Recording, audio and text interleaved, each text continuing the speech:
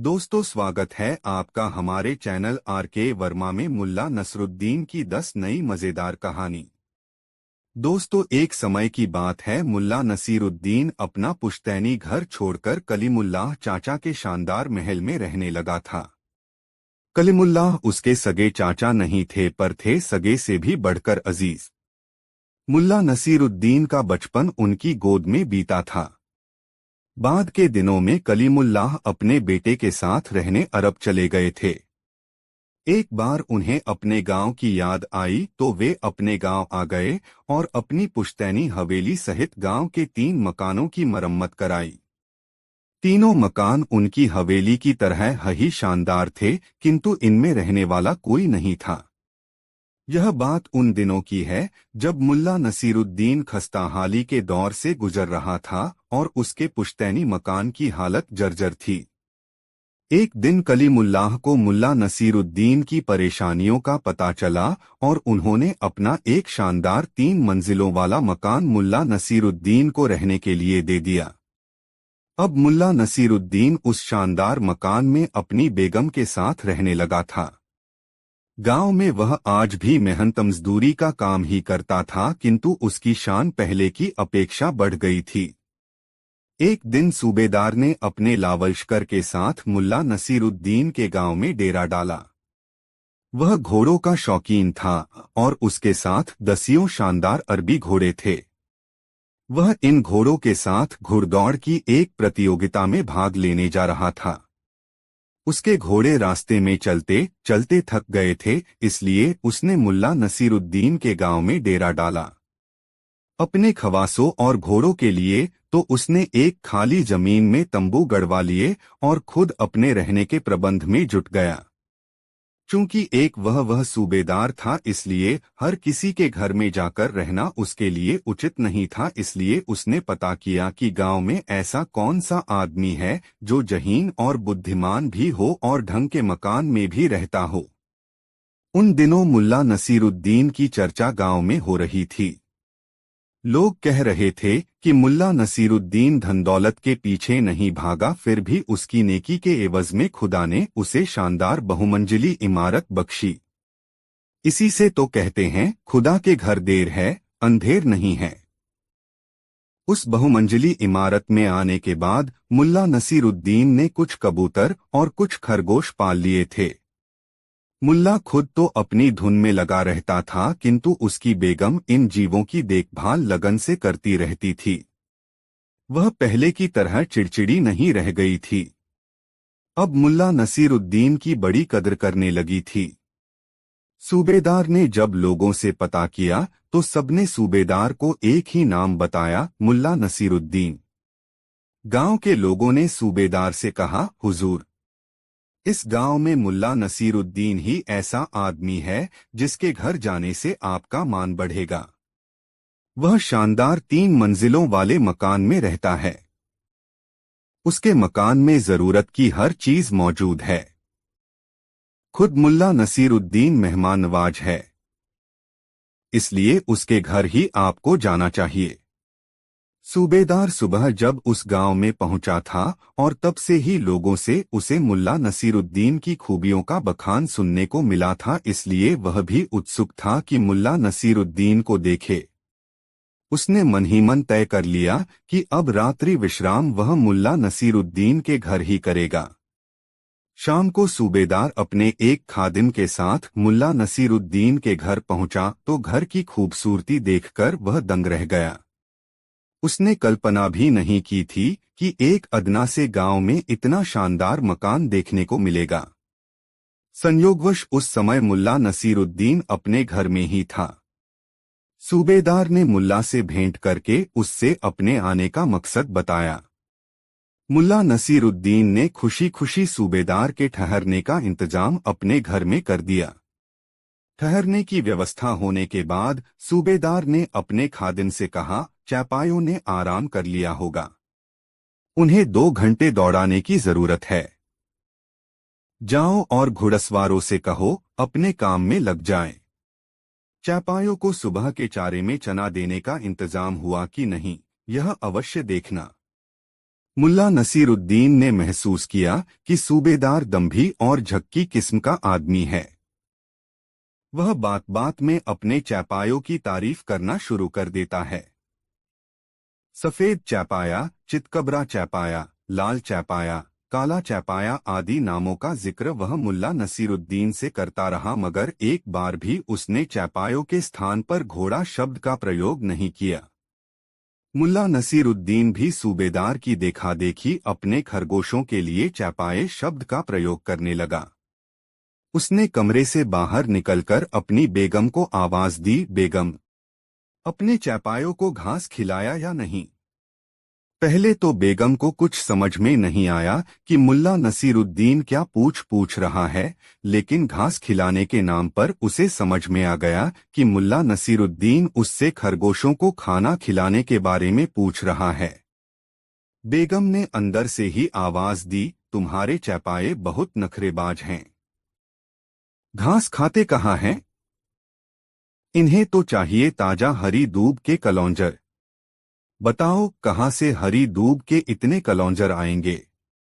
पालने के लिए तो तुमने इतने सारे पाल लिए हैं, लेकिन इनकी परवरिश कैसे होगी? अरे बेगम, फिर शुरू हो गई? मैंने पूछा, चापायों को खिला दिया, मुल्ला नसीरुद्दीन ने नीचे से पूछा। बेगम ने ऊपर से आवाज दी, हाँ, सभी खा चुके। सूबेदार, जो अपने घोड़ों के लिए गर्वित रहता था कि इतने शानदार चापाए और किसी के पास नहीं हो सकते, मुल्ला नसीरुद्दीन के मुंह से चापायों की बात सुनकर चकित रह गया। उसके लिए बेगम की कही बात महत्वपूर्ण थी कि तुम्हारे चापाए घास खाते कहाँ हैं? उन्हें तो चाहिए घास के कलौंजर। सूबेदार ने सुन रखा था कि अरब के रईसों के घोड़े दूब की फुनगी पर पाले जाते हैं।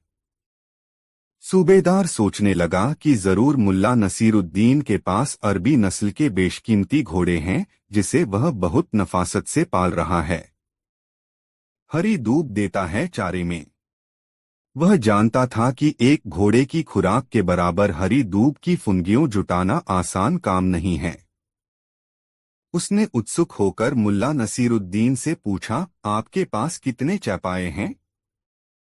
मुल्ला ने जवाब दिया, पाले तो 25 थे, लेकिन अभी 40 हैं, एक से बढ़कर एक। कोई जोड़ा नहीं लगा सकता मेरे चापायों का। सूबेदार ने सोचा, 40 घोड़े पालना आसान काम नहीं है।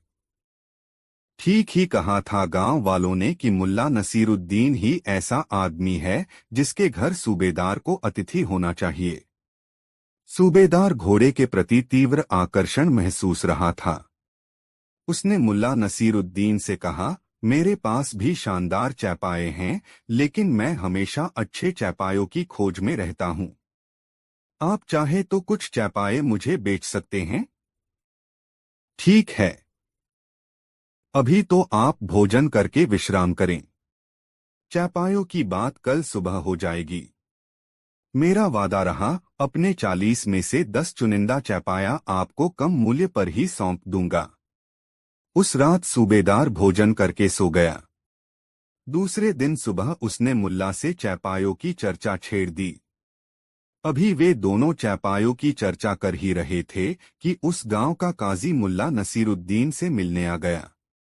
मुल्ला नसीरुद्दीन ने काजी से सूबेदार का परिचय कराते हुए कहा, काजी साहब, अपने ये सूबेदार बड़े नेकदिल इंसान हैं। अपने चापायों का बड़ा ख्याल रखते हैं। ये चाहते हैं कि मेरे 40 चापायों में से कुछ इन्हें किफायती दाम पर दे दूं। मैं भी भला इतने चापाए रखकर क्या करूंगा? हाँ हाँ, क्यों नहीं। सही दाम मिल जाए तो दे दो। काजी ने मुल्ला को सलाह दी और मुल्ला नसीरुद्दीन से दुआ सलाम करके चला गया। इसके बाद सूबेदार ने मुल्ला नसीरुद्दीन से पूछा, आप 10 चापायों का क्या लेंगे? 100 स्वर्ण मुद्राएं एक चापाए के लिए काफी होंगी। इस तरह 1000 स्वर्ण मुद्राएं समझिए, मुल्ला नसीरुद्दीन ने कहा। सूबेदार चापायों के मूल्य सुनकर चकित हो गया। उसने सोचा था कि कम से कम 1000 स्वर्ण मुद्राओं में एक चापाया मिल जाएगा।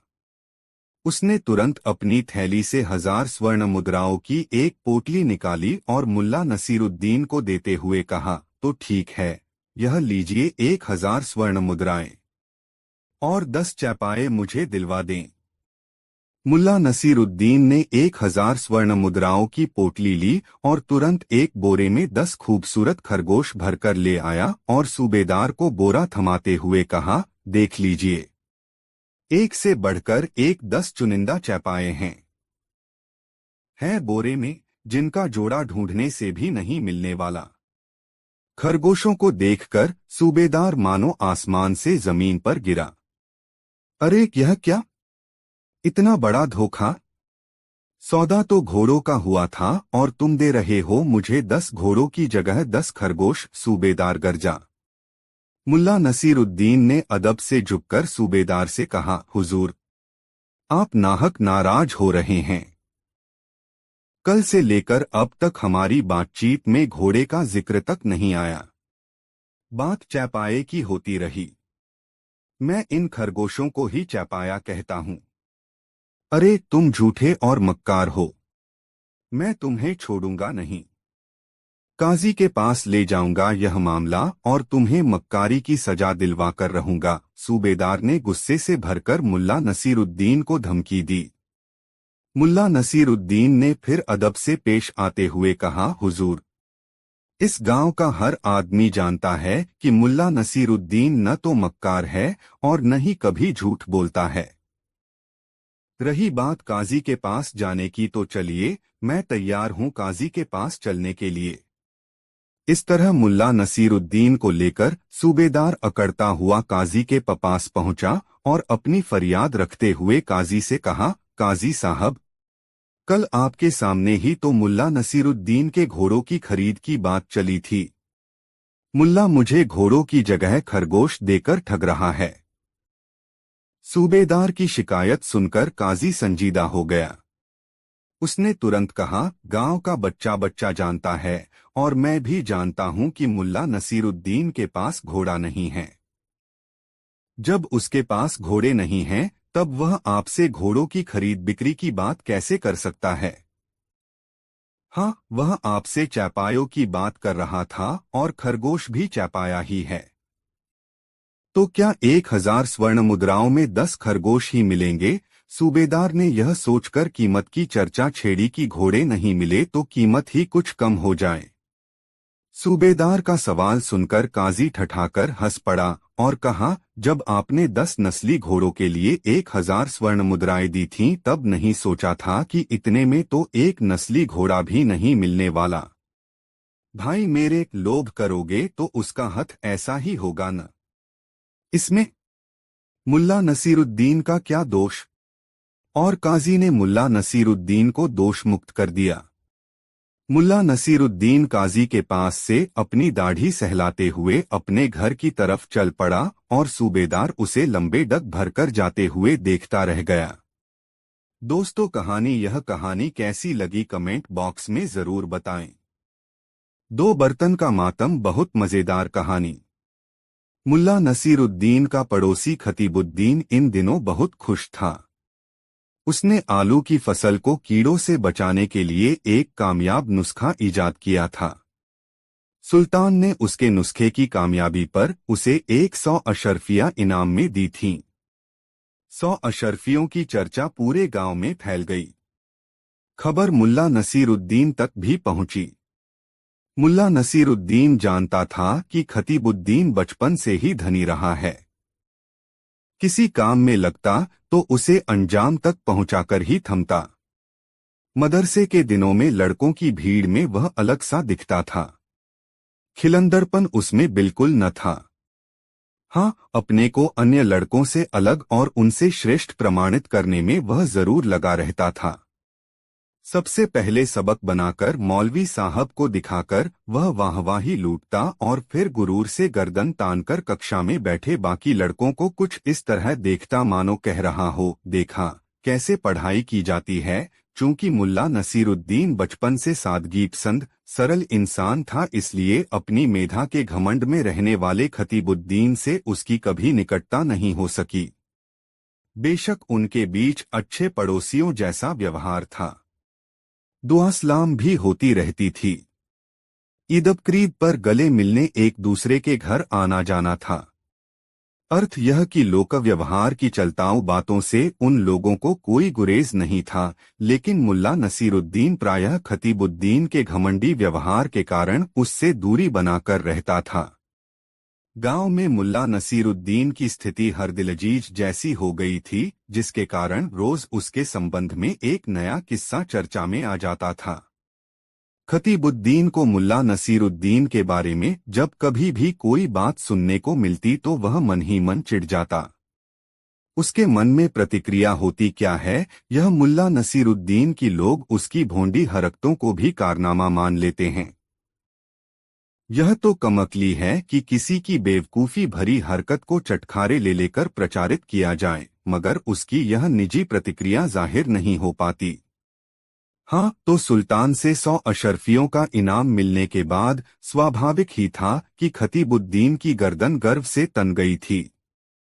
सुल्तान ने उससे पेशकश की थी कि खेती को कीड़ों से बचाने की दवा का वह चाहे तो व्यावसायिक उत्पादन करे।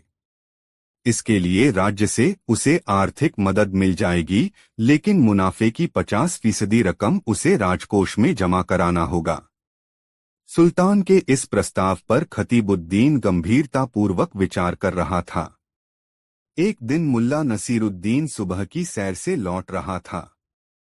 रास्ते में उसे एक घुड़सवार मिला। घुड़सवार ने उससे वैज्ञानिक खतीबुद्दीन का पता पूछा। मुल्ला नसीरुद्दीन को समझते देर नहीं लगी कि यह घुड़सवार कोई साधारण आदमी नहीं है। यह जरूर सुल्तान का भेजा हुआ कोई खास आदमी है और किसी खास मकसद से खतीबुद्दीन के पास भेजा गया है। मुल्ला नसीरुद्दीन ने उस घुड़सवार को खतीबुद्दीन का घर दिखा दिया और उसके बाद अपने घर चला आया। इस घटना के हफ्ते भर बाद मुल्ला नसीरुद्दीन जब सुबह की सैर से लौट रहा था, तब उसे कुछ लोग फिर मिले जो वैज्ञानिक खतीबुद्दीन का पता जानना चाह रहे थे। मुल्ला नसीरुद्दीन ने उन लोगों को भी खतीबुद्दीन का घर दिखा दिया, लेकिन उस दिन मुल्ला नसीरुद्दीन के मन में जिज्ञासा पनपी कि आखिर बात क्या है। लगातार खतीबुद्दीन को खोजने लोग आ रहे हैं और लोग उसका नाम बड़े सम्मान से वैज्ञानिक खतीबुद्दीन पूछते हैं। बात तो कुछ है। खतीबुद्दीन को सुल्तान ने शायद वैज्ञानिक का दर्जा दे दिया है, पता नहीं क्या। मुल्ला नसीरुद्दीन यही सब सोचता हुआ अपने घर लौट आया, मगर उसके ध्यान में बार बार खतीबुद्दीन से मिलने आ रहे लोगों की कौंध होती रही। शाम को मुल्ला नसीरुद्दीन बाजार की तरफ निकल गया। वह उस दिन कई दिनों के बाद बाजार आया था। बाजार में उसने आज सुबह खतीबुद्दीन को तलाशने आए 4-5 लोगों में से एक को देखा।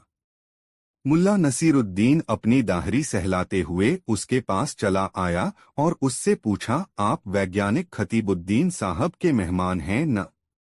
नहीं, मैं उनका मेहमान नहीं हूँ। मैं सुल्तान का मुलाजिम हूँ और राज्य में कृषि उत्पादन को बढ़ाने के उपाय सुझाने वाली समिति का सदस्य हैं। आलू की पैदावार बढ़ाने के उद्देश्य से सुल्तान राज्य के जानकार लोगों से तरीके इकट्ठा करवा रहे हैं। इसी सिलसिले में हम लोग खतीब साहब के पास आए हुए हैं। आपको तो पता ही होगा कि खतीबुद्दीन साहब ने आलू की पैदावार को कीड़ों से बचाए रखने के लिए दवा इजाद की है। सुल्तान यह दवा बनवाकर बड़े पैमाने पर अपने राज्य में इसका इस्तेमाल कराना चाहते हैं। दरअसल बात ऐसी है कि अपने राज्य में सबसे अच्छी फसल आलू की ही होती है, जिसके कारण सुल्तान चाहते हैं कि अपने राज्य के किसानों को आलू उगाने के काम में राज्य की ओर से मदद दी जाए और बगदाद, अमन, अरब आदि व्यापार केंद्रों तक आलू भेजा जाए। एक तो आलू जल्दी खराब नहीं होता, दूसरे इसका संग्रहण आसान है। अभी हम लोग आलू की पैदावार पर ही विचार विमर्श कर रहे हैं।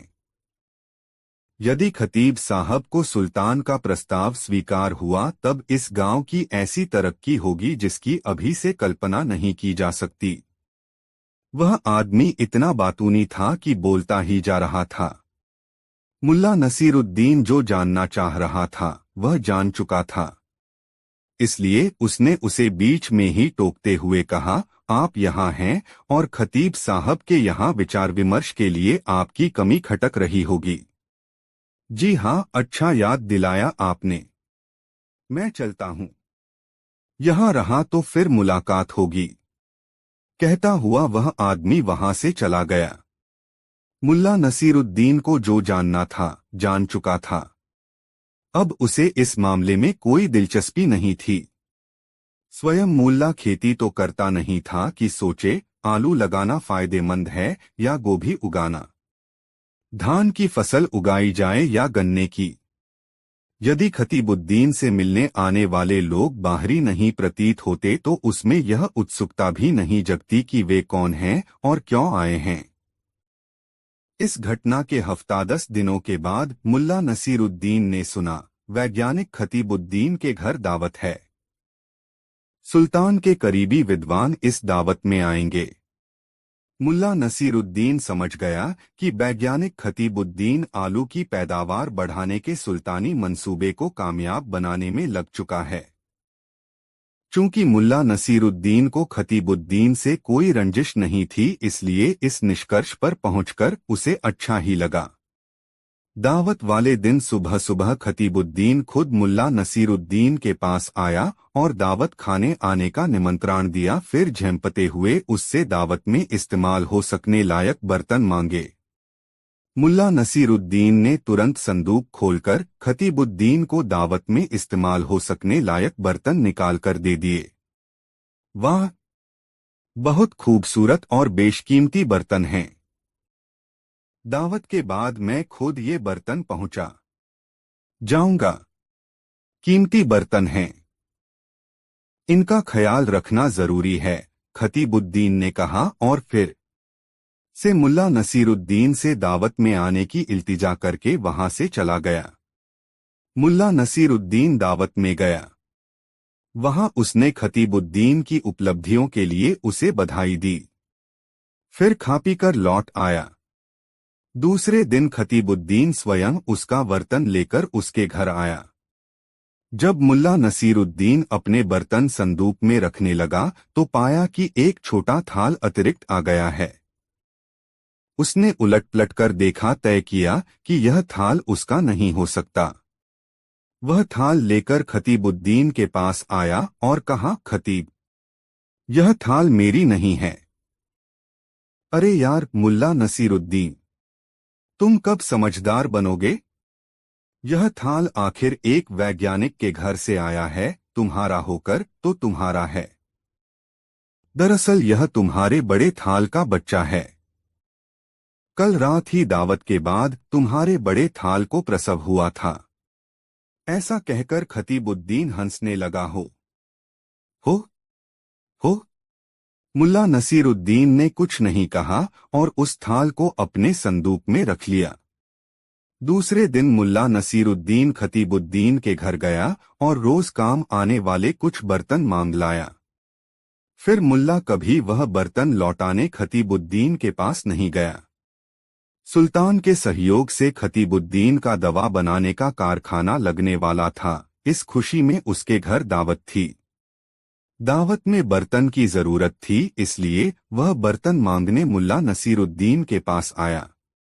मुल्ला नसीरुद्दीन ने जब बर्तन की मांग सुनी तो खतीबुद्दीन की तरफ हताश नजरों से देखा और बोला, हाँ बर्तन, ओ बर्तन, अरे बर्तन, और फिर खामोश हो गया। थोड़ी देर दोनों के बीच चुप्पी बनी रही। खतीबुद्दीन ने देखा कि मुल्ला नसीरुद्दीन न अपनी जगह से हिल रहा है और न कुछ बोल रहा है। तब उसने फिर से अपनी बात दोहराई, मुल्ला नसीरुद्दीन, कुछ दिन पहले आप मेरे घर से रोजमर्रे में काम आने वाले कुछ बर्तन मांगकर लाए थे। वे बर्तन आज भी आपके पास ही हैं। आज मेरे घर दावत है। उस दावत में बर्तन की जरूरत तो पड़ेगी ही, इसलिए मांगने आया हूं। मुल्ला नसीरुद्दीन ने फिर रुआसी नजरों से खतीबुद्दीन को देखा और कहा, अरे यार खतीब, गृहस्थ के घर में मरनी हरनी लगी रहती है। मुझे याद है कि तुम्हारे घर से चंद रोज पहले मैं कुछ बर्तन ले आया था, मगर तुम्हारे बर्तन मेरे घर आते ही बीमार हो गए और एक एक कर दम तोड़ गए। मेरा घर वैज्ञानिक का होता तो मेरे घर भी बर्तन बच्चा देते।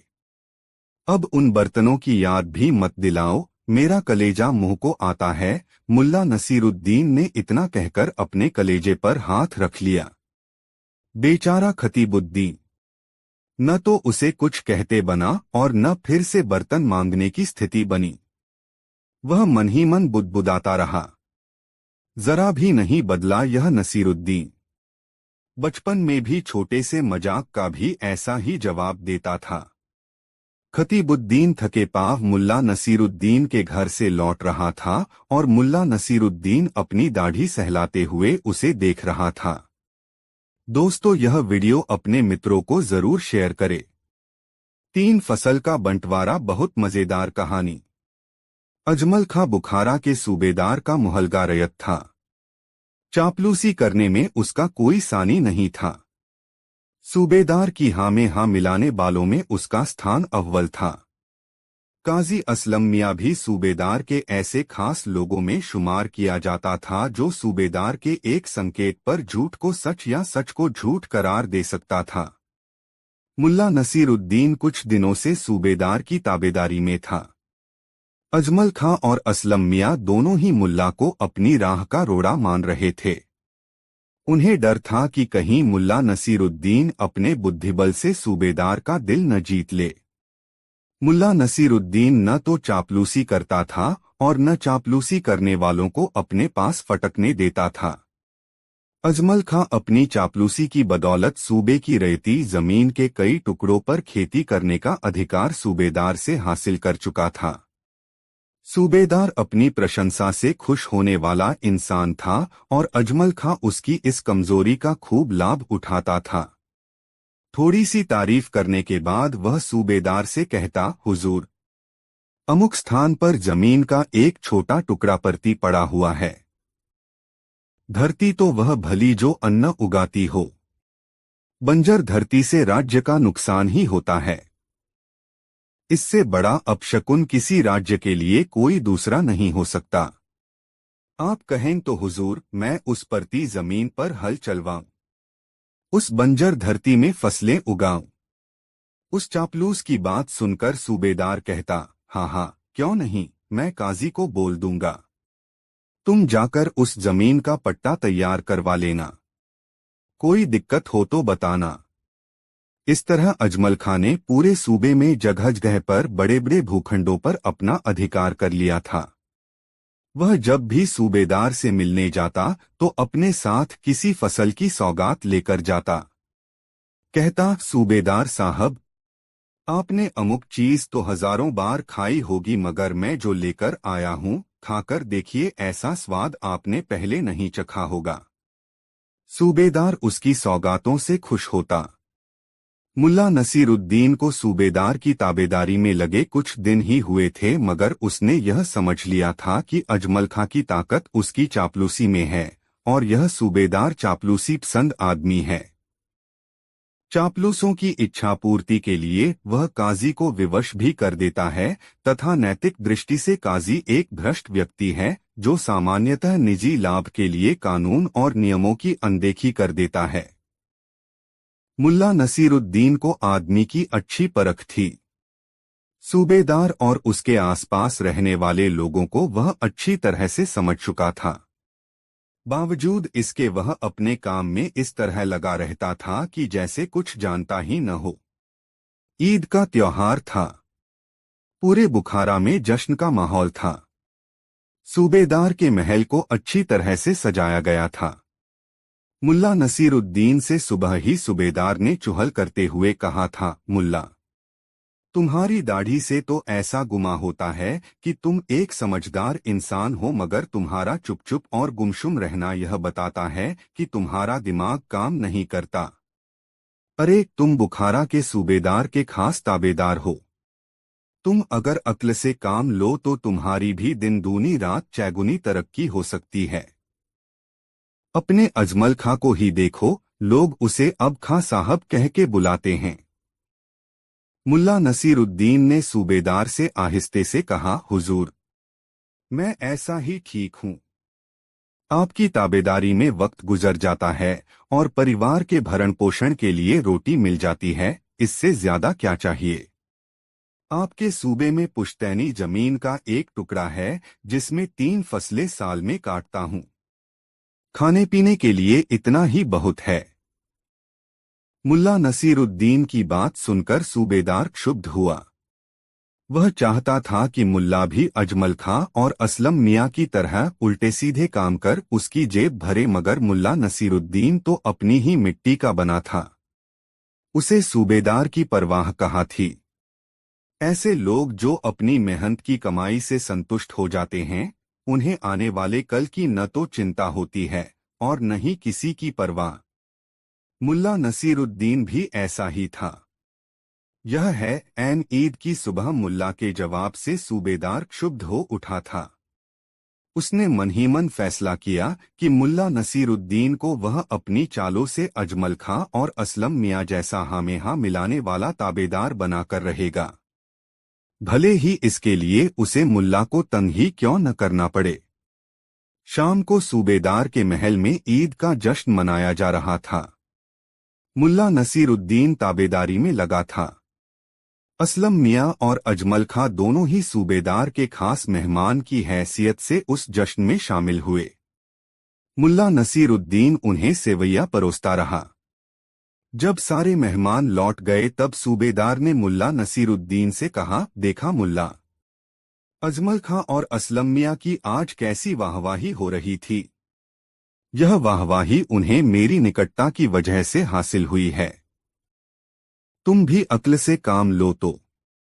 हुजूर, मैं तो आपका ताबेदार हूँ। आप जो हुक्म दें करूँगा। अक्ल होती तो ताबेदारी क्यों करता। मुल्ला नसीरुद्दीन ने बीच में ही सूबेदार की बात काटकर कहा। मुल्ला नसीरुद्दीन की यह साफगोई सूबेदार को नहीं भाई। उसने अपने मन में फैसला किया कि वह नसीरुद्दीन को अपने लिए खासतौर से तैयार करेगा। यदि ऐसा कर पाया तो मुल्ला लोगों को बरगलाकर उसके लिए धन उगाही का खास जरिया बन सकता है। मुल्ला नसीरुद्दीन को राह पर लाने के लिए सूबेदार के मन में तरह तरह के ख्याल आते रहते थे। एक दिन सूबेदार ने फैसला किया कि मुल्ला को वह अपनी ताकत का एहसास कराएगा। हो सकता है कि उसकी ताकत का अंदाज लग जाने पर मुल्ला खुद ही उसके आगे घुटने टेक दे और वह जो चाहे मुल्ला वैसा ही करे। इस निर्णय के दूसरे दिन ही सूबेदार ने शाम को अजमल खां और असलम मियाँ को बुलवाया। जब दोनों आ गए तक सूबेदार ने शराब पीने की इच्छा जताई। चापलूस अजमल खां तुरंत शराब ले आया और काजी असलम मियाँ जाम तैयार कर सूबेदार को थमाने लगा। तीनों शराब की चुस्कियां लेने लगे। जब शराब का नशा सूबेदार पर हावी होने लगा तब सूबेदार ने चापलूस अजमल खां से कहा, सुनो अजमल, अपना जो ताबेदार है मुल्ला नसीरुद्दीन, उसे राह पर लाने की जरूरत है। वह आदमी बहुत काम का हो सकता है यदि मेहनत मशक्कत से जीने की अपनी जिद छोड़ दे।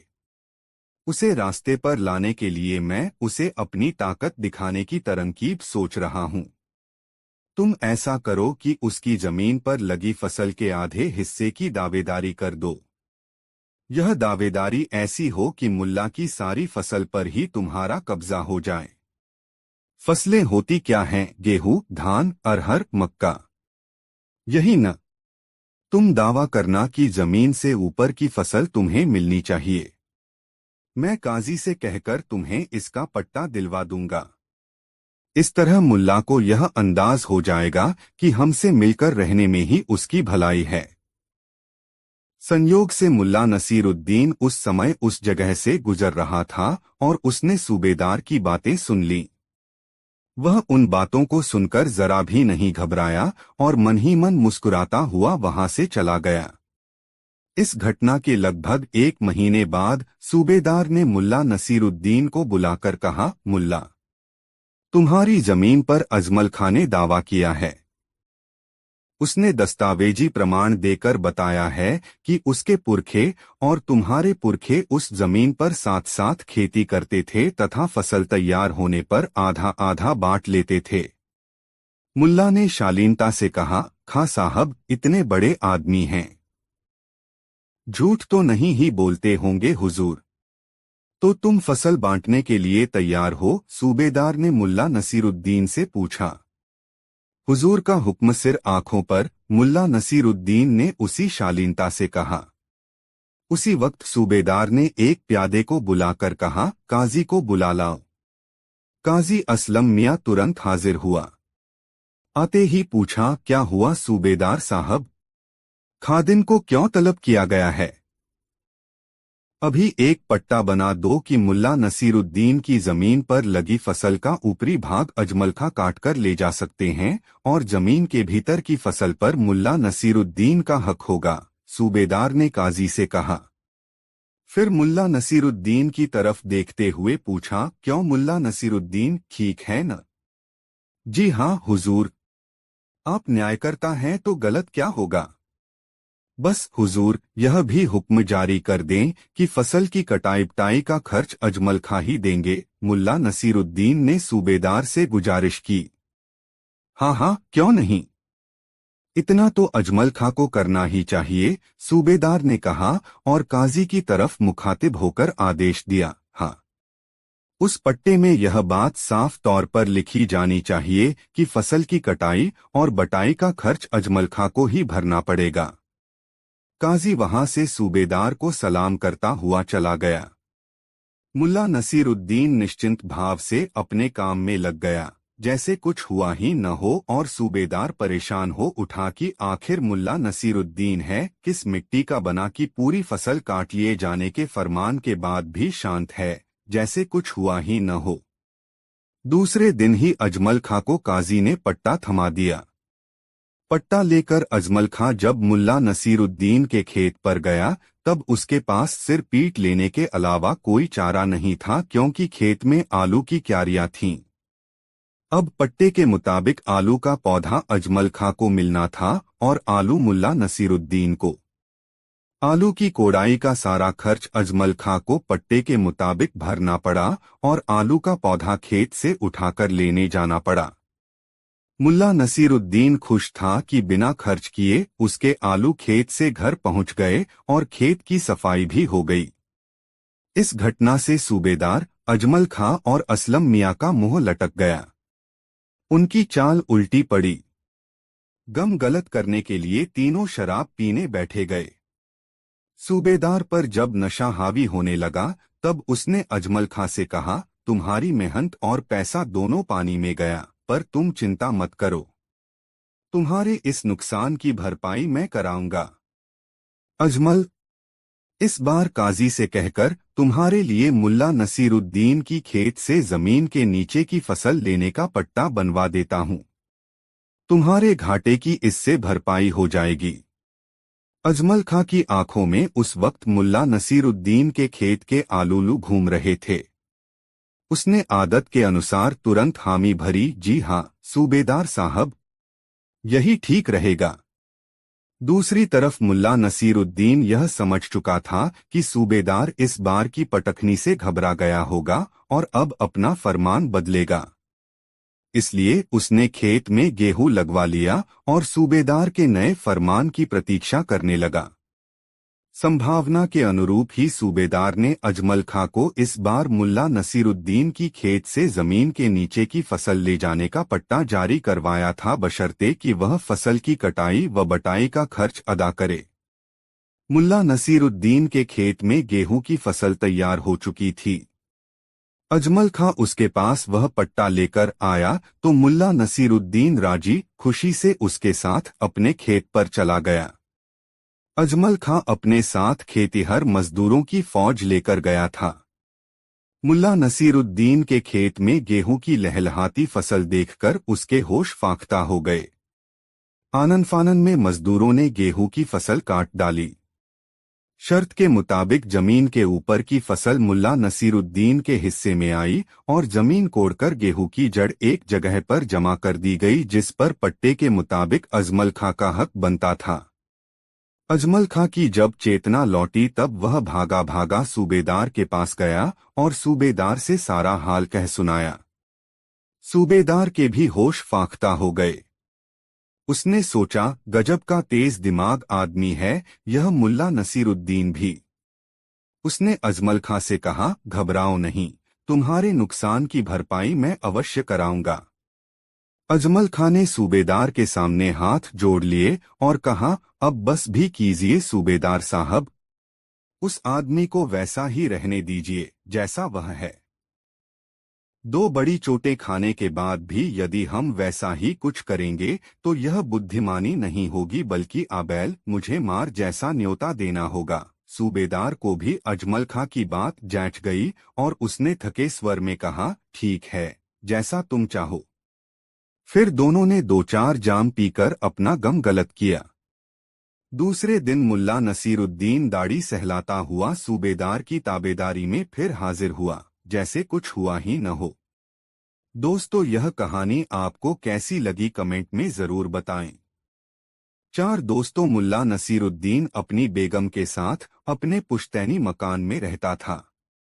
मकान बहुत पुराना था और जीर्ण अवस्था में पहुंच चुका था। बरसात के दिन थे। आसमान में बादल छाए हुए थे। हल्की बूंदाबांदी हो रही थी।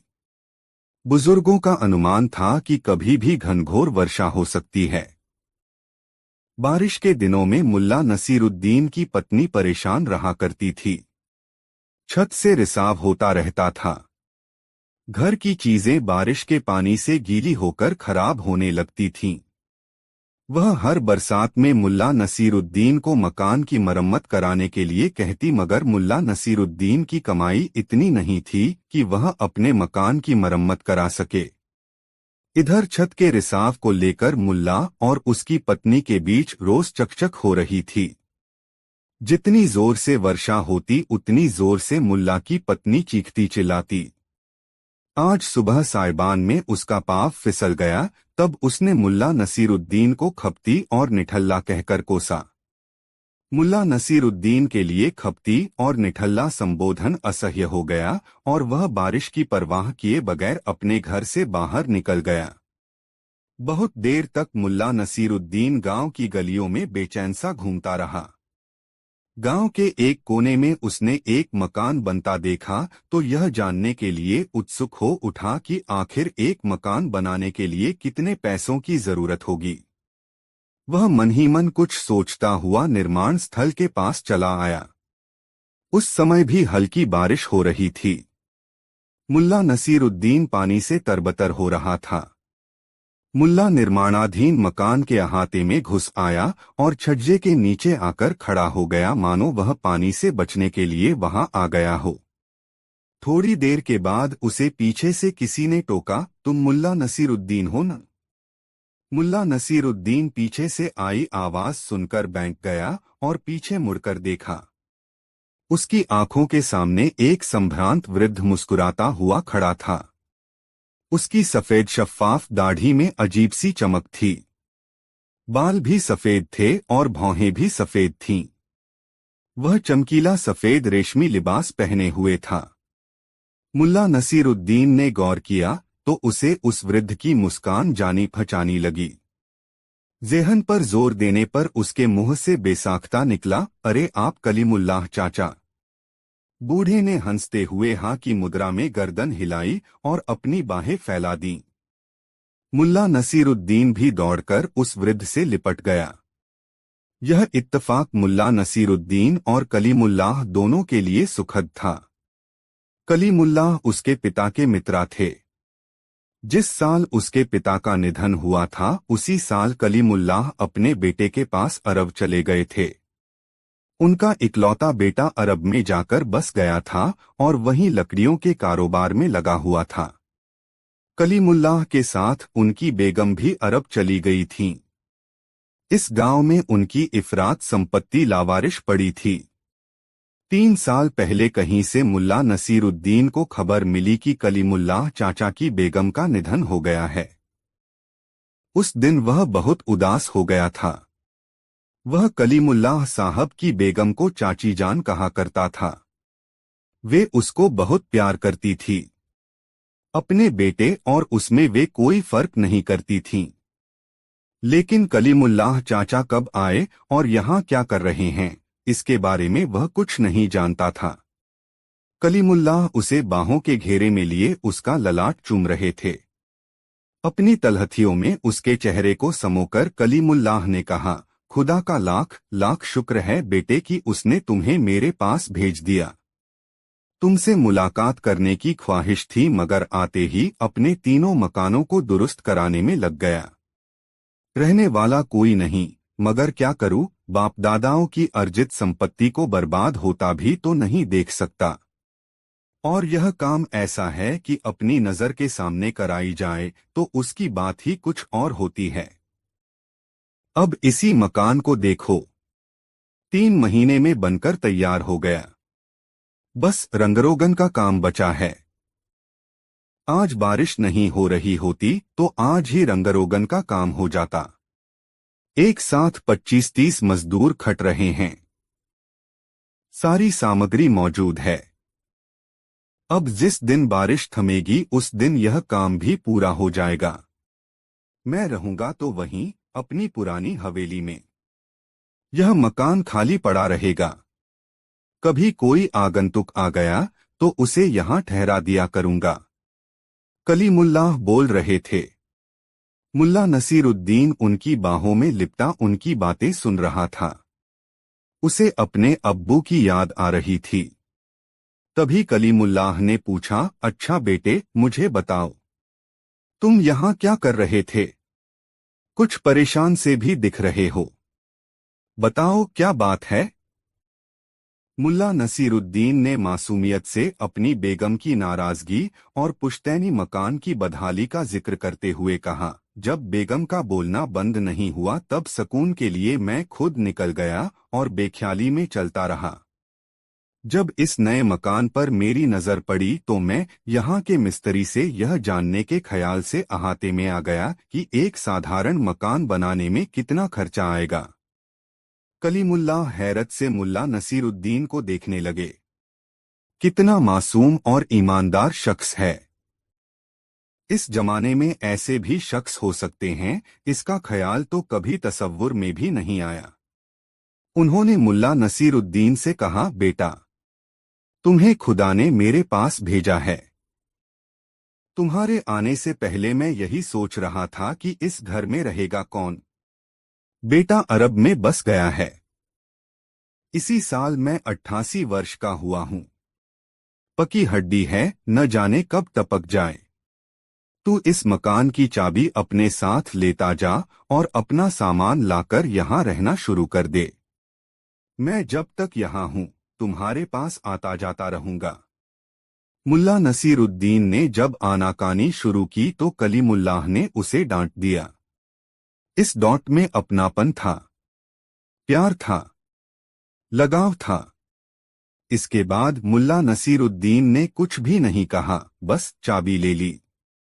कलीमुल्लाह ने उसकी पीठ थपथपाते हुए कहा, बेटा मैं किसी भी सूरत में मकान के भीतरी भाग में आज ही रंगरोगन करवा दूंगा।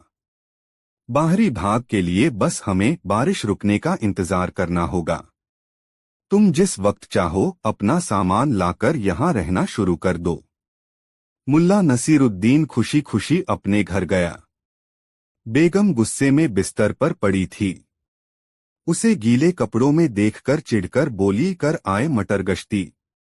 यहाँ एक मुफ्त की लौंडी पड़ी हूँ मैं, तुम कपड़े चिथाड़ कर लाओ और मैं उनकी सफाई करती रहूं। मुल्ला नसीरुद्दीन ने बेगम की बात का जवाब नहीं दिया। अपने कपड़े उतारकर उन्हें खुद खंगाल कर अलगनी पर फैला आया। तहमद लपेटकर कमरे में बेतरतीब पड़े कपड़ों को तरतीब देकर उसकी गठरियां बनाने लगा। मुल्ला नसीरुद्दीन की इन हरकतों को उसकी बेगम कुछ देर तो हैरत से देखती रही, फिर उसके सब्र का बांध टूट गया। उसने रुआसे स्वर में पूछा, आखिर तुम कर क्या रहे हो? मुल्ला नसीरुद्दीन ने बहुत शांत लहजे में कहा, अपने नए घर में जाने की तैयारी। अपना नया घर? हैरत में पड़ी बेगम ने मुल्ला से पूछा, मानो उसने जो सुना हो उस पर उसे विश्वास नहीं हो रहा हो। हाँ बेगम, अपना नया घर? इस बार मुल्ला नसीरुद्दीन की आवाज में शोखी थी। उसने कलीमुल्लाह चाचा से मुलाकात का सारा वाकया अपनी बेगम को कह सुनाया और अपनी जेब से मकान की चाबी निकालकर दिखाई। अब बेगम के पास संदेह करने का कोई कारण नहीं रहा। दोनों मियां बीवी लग गए घर का असबाब जुटाने में। पूरा दिन निकल गया, लेकिन घर का सारा सामान तरतीब के साथ सजा सवार कर बांध लिया गया। एक दो तश्तरियां बाहर रख ली गई भोजन करने के लिए। मुल्ला नसीरुद्दीन ने बरसों बाद अपनी बेगम के चेहरे पर आत्मविश्वास की चमक देखी। घर का सामान बांधने का काम जब पूरा हो गया तब बेगम ने मुल्ला नसीरुद्दीन से पूछा, वह घर कैसा है? कितना बड़ा है? मुल्ला नसीरुद्दीन ने हंसकर कहा, महल जैसा होता है वैसा है। चाचा ने हर कमरे में जरूरत के मुताबिक फर्नीचर भी लगवाए हैं। समझो कि अलग से कुछ भी नहीं लेना है। मैं तो उस घर को सजाकर रखूंगी, कल्पना में डूबती सी उसकी बेगम बोली। ठीक है, जैसे रखना है वैसे रखना, मगर अभी यह सोचो कि सामान तो हमने बांध लिया है। आखिर यह सामान जाएगा कैसे? मुल्ला नसीरुद्दीन ने पूछा। क्यों, सामान ले जाने में क्या दिक्कत है? बेगम ने पूछा। दिक्कत ही दिक्कत है बेगम। आखिर सामान ले जाने वाले को कुछ मजदूरी तो देनी पड़ेगी। जेब में तो एक धेला भी नहीं है।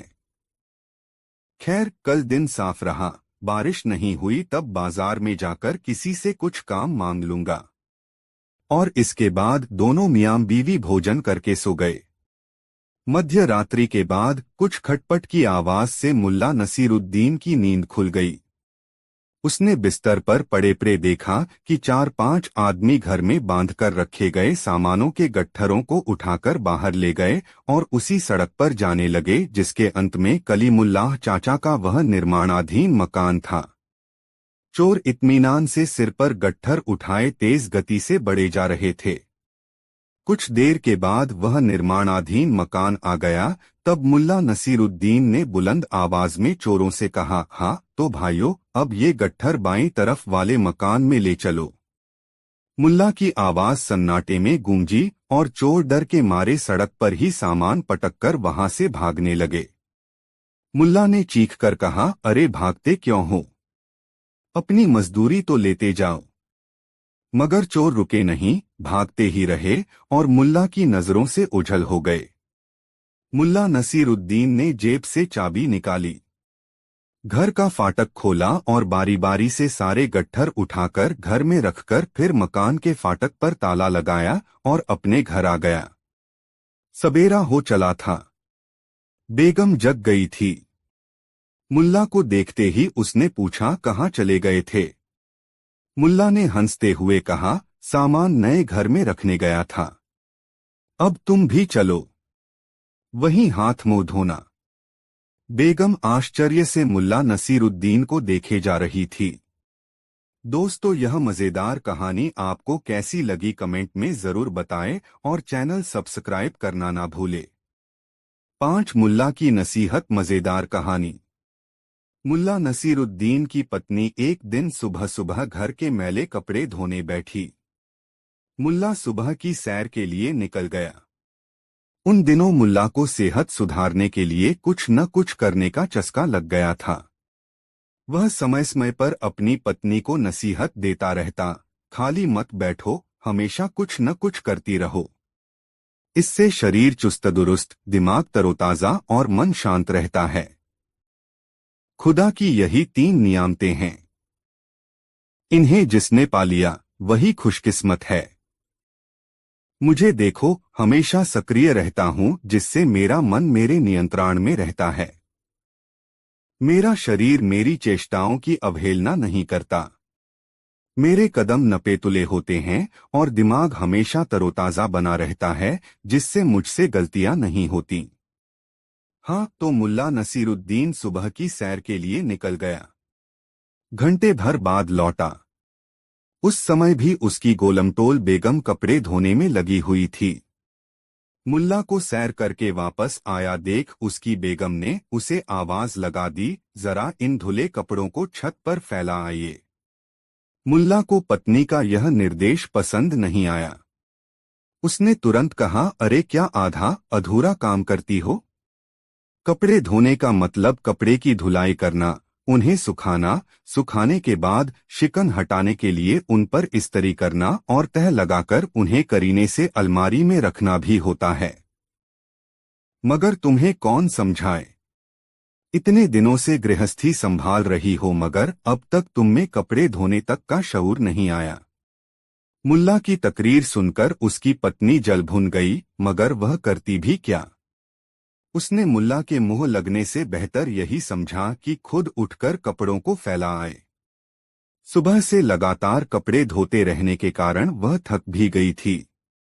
इसलिए वह उठी और कपड़ों को बटोरकर ले जाने लगी कि आंगन में एक स्थान पर काई होने के कारण उसका पाँव फिसल गया और संभलने की कोशिश में उसके हाथ से छिटककर धोए कपड़े दूर जा गिरे। कपड़ों में जगह जगह मिट्टी लग गई।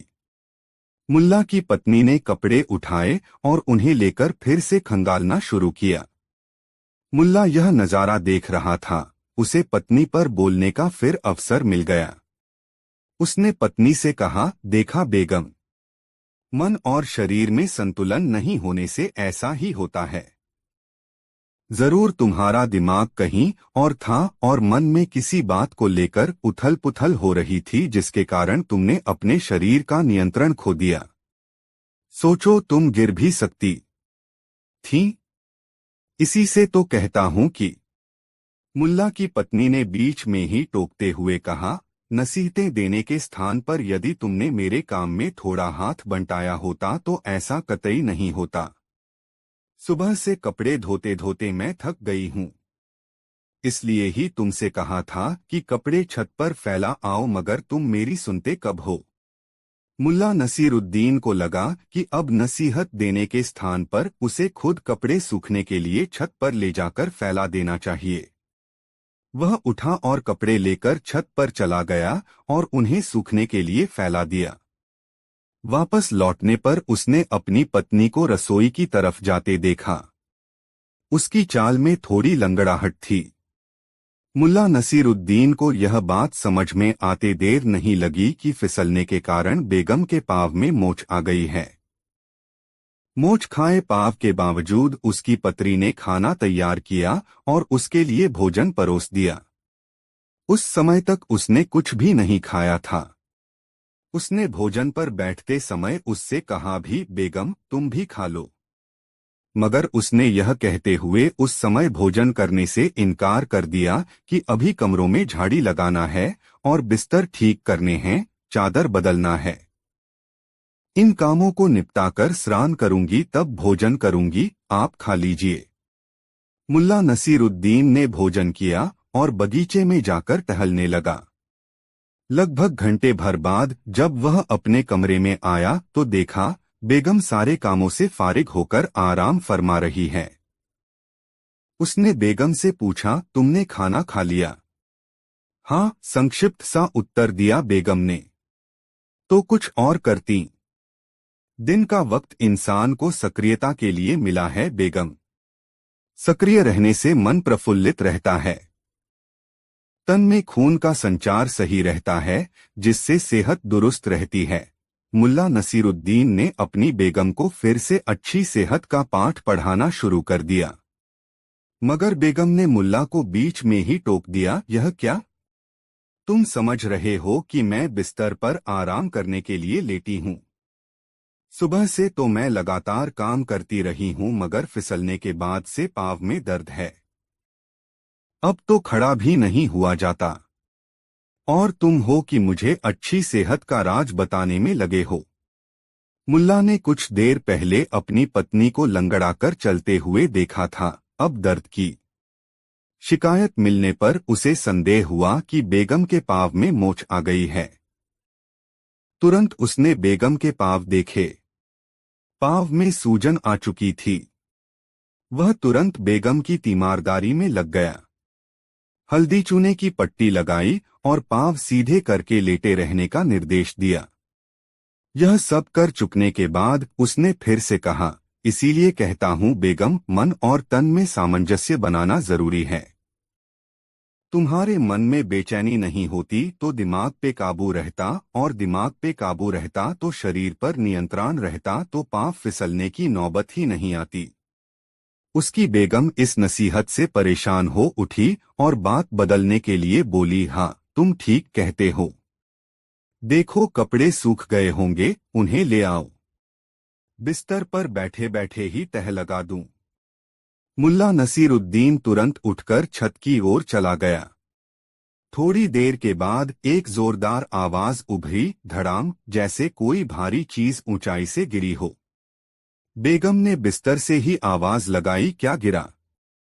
कुछ नहीं बेगम, मेरी शेरवानी गिर गई छत से। मुल्ला की दर्दभरी आवाज बेगम को सुनाई पड़ी।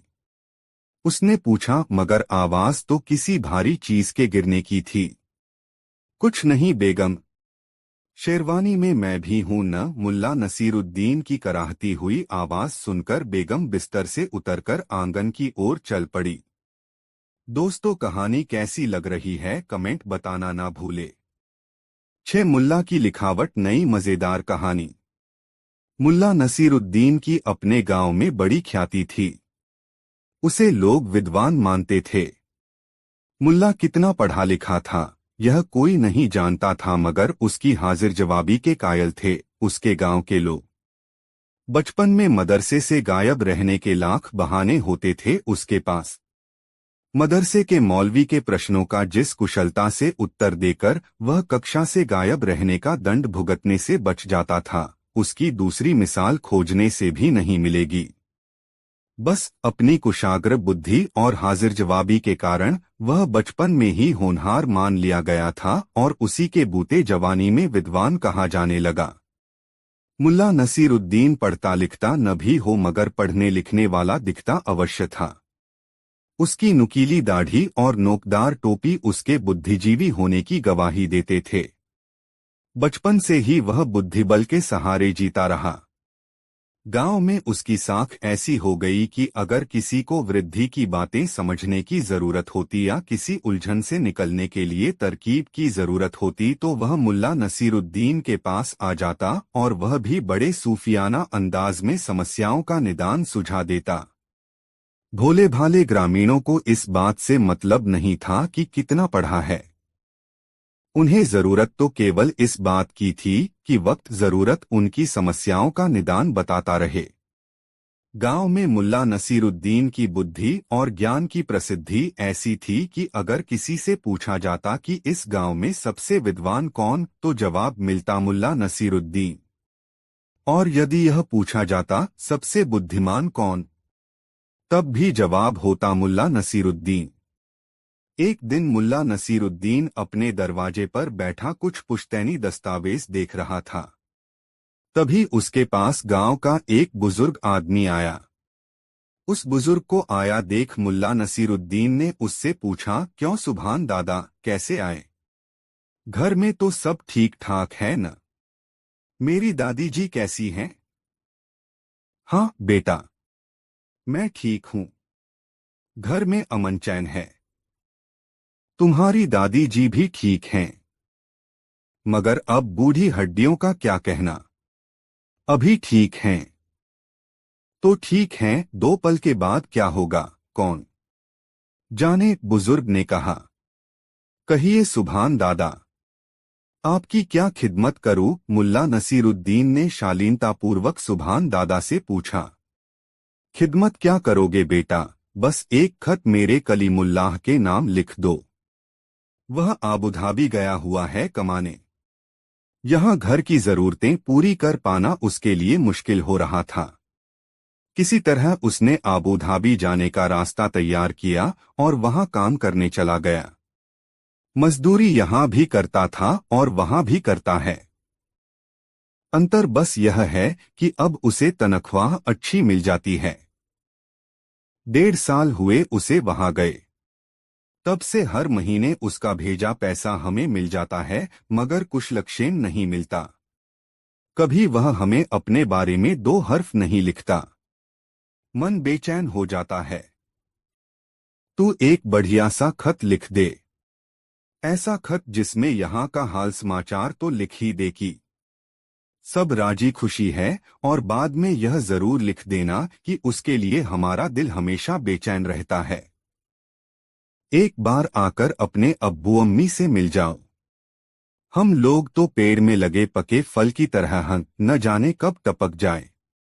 मुल्ला नसीरुद्दीन ने बुजुर्ग की बातें बहुत मुतमईन होकर सुनी। जब बुजुर्ग का बोलना रुका तब वह बहुत शांत स्वर में बोला, दादा, तुम्हारे लिए चिट्ठी तो मैं लिख दूंगा, मगर फायदा क्या? मुझे आबू धाबी तो अभी जाना ही नहीं है।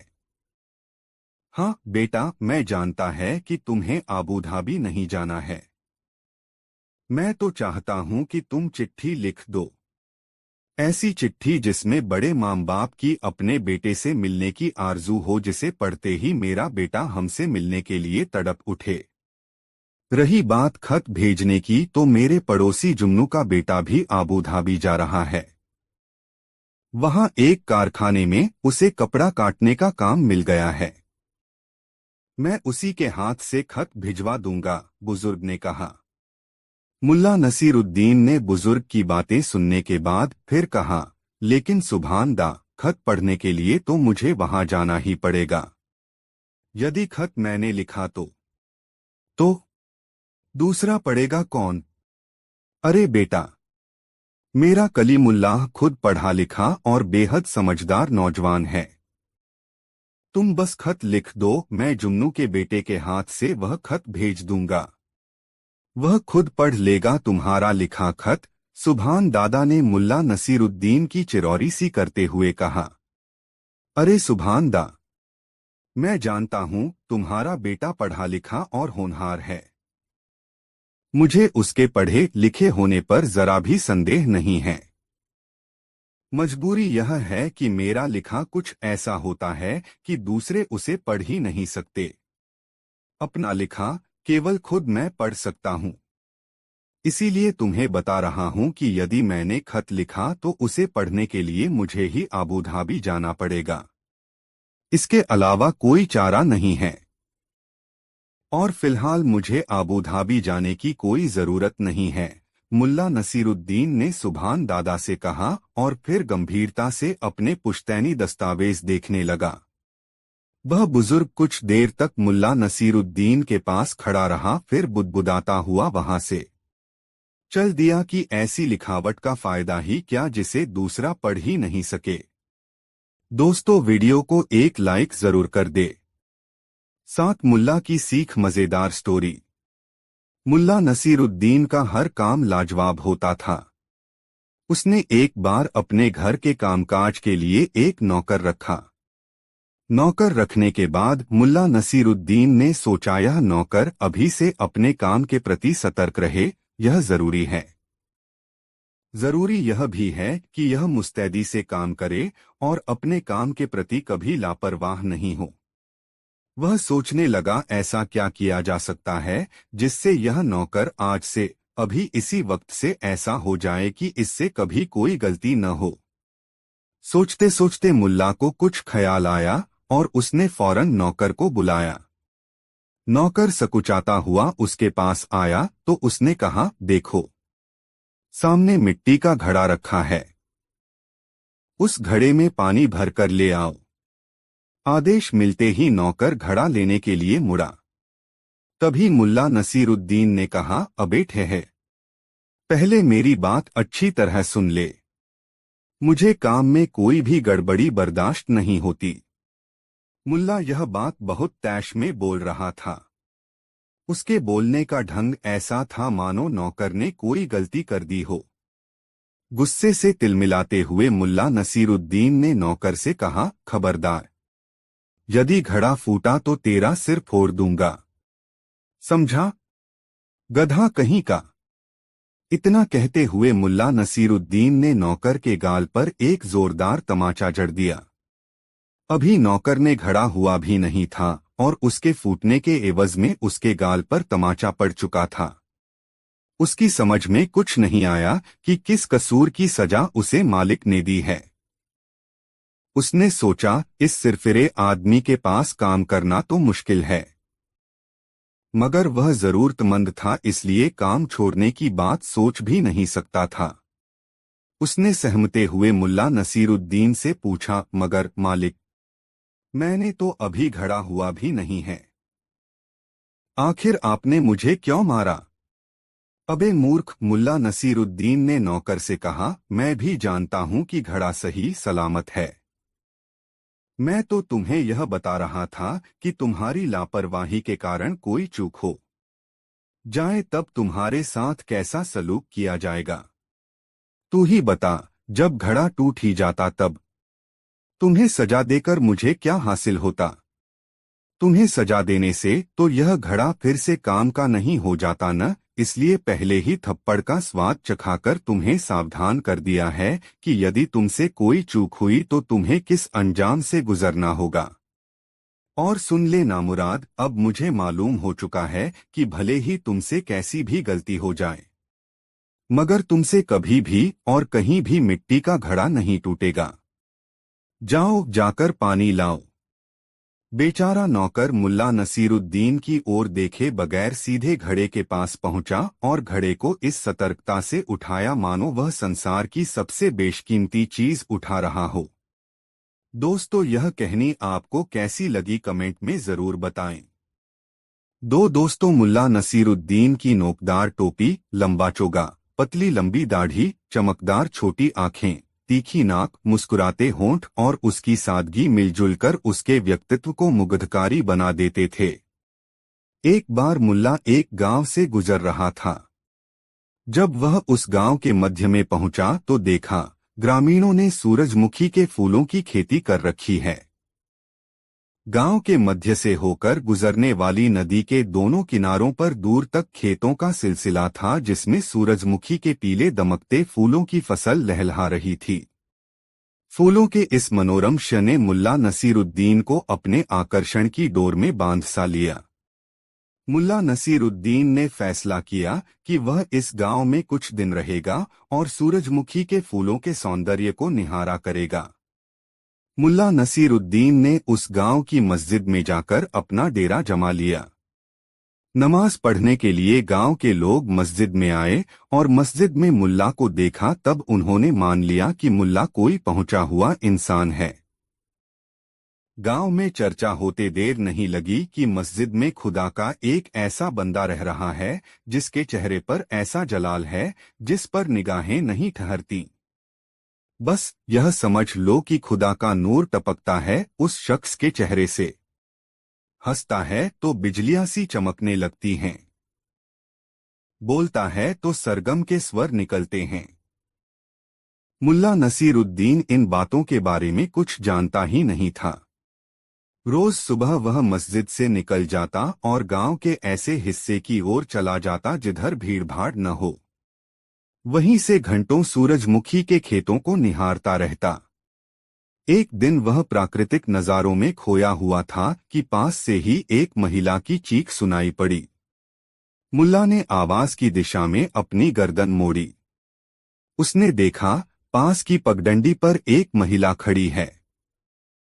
महिला की गोद में एक बच्चा है। महिला थर-थर कांप रही है, न आगे जा रही है न पीछे। मुल्ला ने उसके डर का कारण जानने के लिए आसपास नजर दौड़ाई तो देखा, महिला से कुछ दूरी पर ही एक बड़ा सा सांप फन काढ़े खड़ा है। क्षण भर में मुल्ला नसीरुद्दीन को सारा माजरा समझ में आ गया।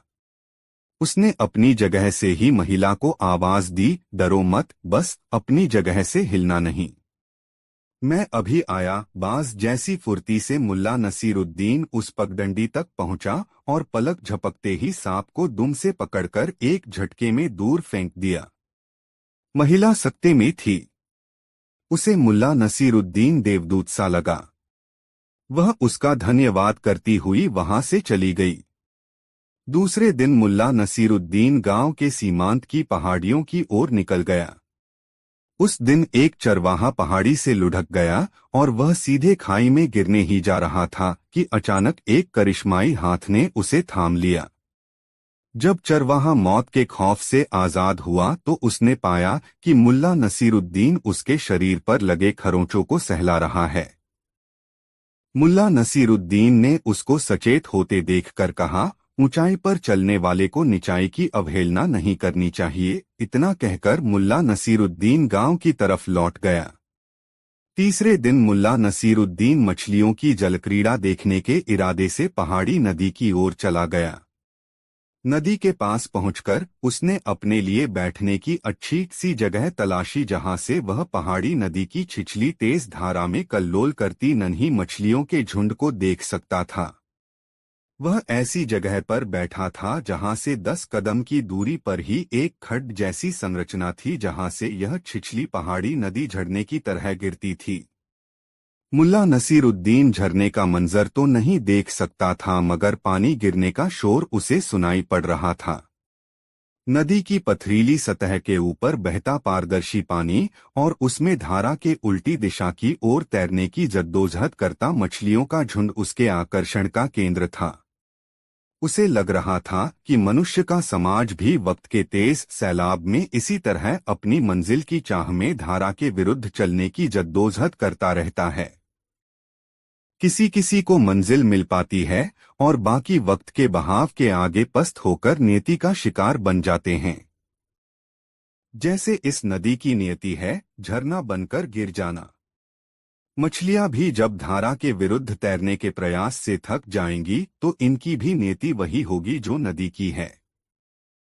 नदी की धारा और मछलियों की जलक्रीड़ा में जीवन का फलसफा देखने में वह इतना मग्न था कि वह यह नहीं देख पाया कि उससे थोड़ी ही दूरी पर एक महिला नदी पार करते समय गिर पड़ी और नदी की तेज धारा में अपने को संभाल नहीं पाई, बहने लगी। महिला बहुत तेज स्वर में चीखी, बचाओ। महिला की चीख सुनकर मुल्ला नसीरुद्दीन की तंद्रा टूटी।